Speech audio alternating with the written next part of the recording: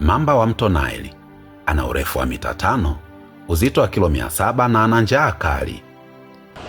Mara yake ya mwisho kula mlo mkubwa ilikuwa karibu mwaka mmoja uliopita.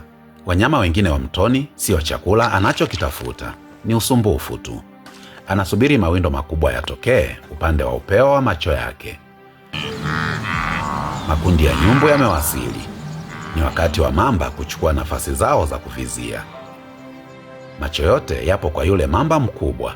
Ni yeye pekee wa kumwangusha nyumbu aliyekomaa. Baada ya miezi mingi ya kuhama, nyumbu wana kiu kali. Lakini wale wakubwa wamejifunza kuwa waangalifu.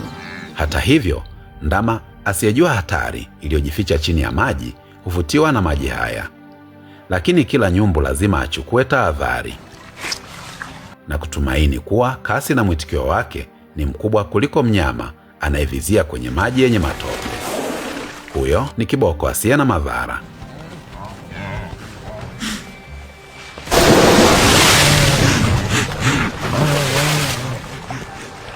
Huyu hakuwa kiboko. Lakini katika mazingira haya, hofu daima huzidiwa na kiu.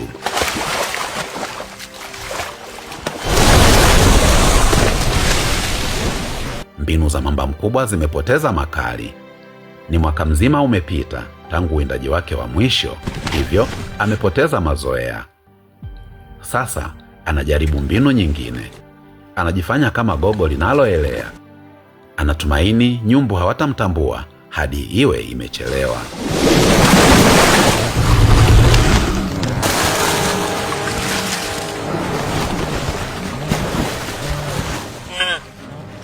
Sasa mamba wadogo wanajiunga.